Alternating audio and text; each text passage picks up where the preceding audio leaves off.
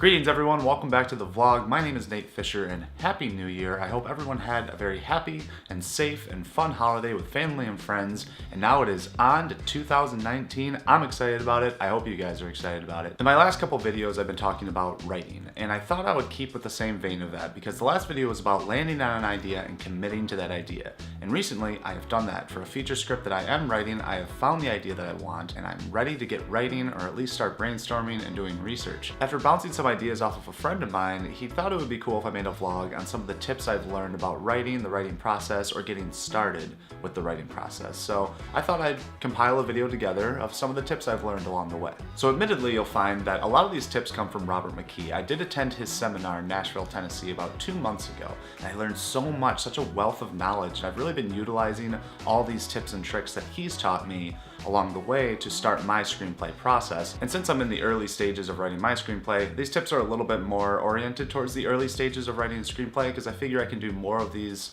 5 tips list a little bit later down the road as I continue on with my process. If you want to check out my experience with the Robert McKee seminar, you can go ahead and check out the link below. Also, if you haven't read Robert McKee's book, Story, it is pretty much my Bible on screenplay writing. I highly recommend it to anyone that's getting into writing. I'll also link that below as well. But without any further ado, let's get into 5 tips to help write your screenplay.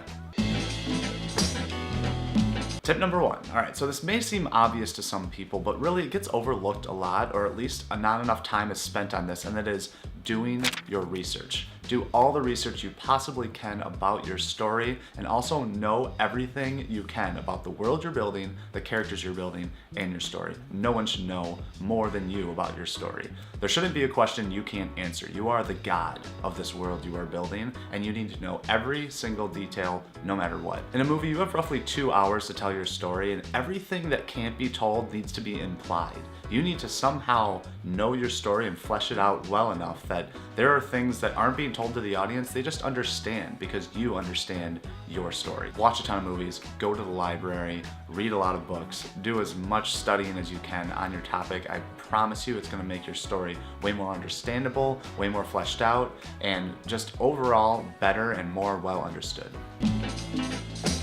Tip number 2 follows in the same vein as tip number 1, and that is build your world and build your character before your inciting incident. Your inciting incident is the situation that's going to happen to your character that changes them and that sets them on this journey that they must go through throughout the entire film. It normally happens within the first 15 to 25% of the film.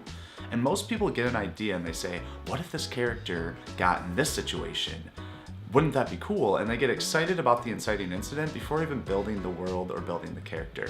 So before you even think about the situation of what's going to happen to your character, find out who your character is. It'll make it a lot easier for you to figure out the choices they make, which will define them as a person. Figure out your character, who they are, flesh out a background, flesh out a job, flesh out who their parents are, all that good stuff, and then figure out the world they live in. No matter how big of a world you have for your characters, it still is kind of a small world. Certain characters, certain locations, and certain situations that they get in. Figure out your world. It's gonna make your inciting incident way more interesting.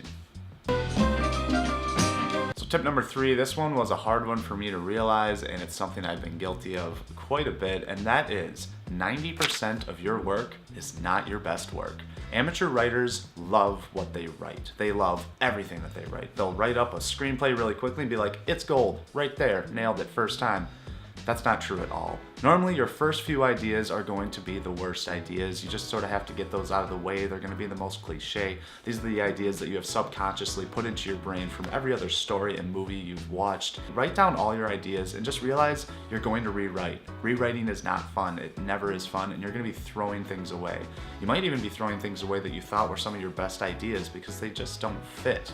Don't throw things into your story just because you really like it. Set it aside for something else. And I don't mean to be harsh here because I've been harsh on myself in the past. I've written so many things, and when I first started writing, I would write things and think they were so good, and I was praising myself and patting myself on the back.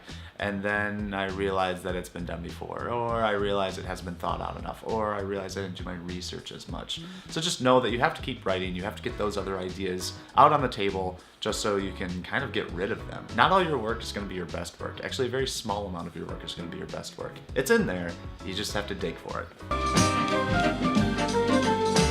Tip number 4, this one's a little bit more of a practical tip. A lot of times when I'm writing, I feel like I start to lose the meaning of my story. I start to lose the idea that I'm trying to get across when I'm telling my story. So a helpful tip for me is to write the meaning out on a strip of paper, physically, a strip of paper, write it out and just tape it right to your computer screen, right at the bottom. So anytime you feel lost or you feel like you're missing the purpose or the meaning of the story, just look down and remind yourself of why you are writing that story, what you are trying to tell your audience, and what point you're trying to make. That way it sort of keeps you on track. Sometimes writing can be a very evolutionary process and it can start changing along the way. You have something to say, so make sure you're saying it properly and make sure that you're staying on track. Write the meaning of your story on a piece of paper, slap it right there on your computer, you'll never forget it.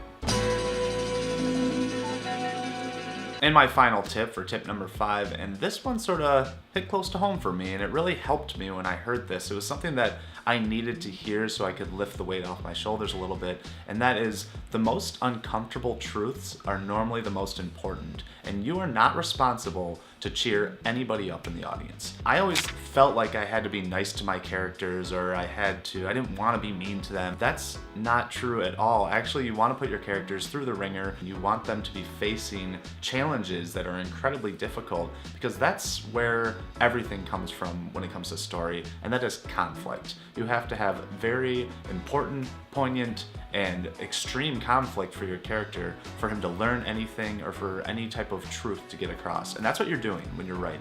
You are writing the truth. You are telling the audience what it's like to be a human being and letting them reflect that into themselves. Put them through the ringer, make them go through the horrible extremes and make them learn from it, and the audience will really understand what you're trying to say and the meaning of your story. You do not have to cheer anybody up. Alright guys, so there's my 5 tips for starting to write your screenplay. Of course, I kept these on the early stages of writing the screenplay because as I go along writing mine, I'd like to keep doing these tips for you and we can sort of learn together. If you have any helpful tips, please leave the comments down below. Also, if you like this video, please like, share, subscribe. I really appreciate all the support. And remember to keep writing, keep working, and I will see you in the near future.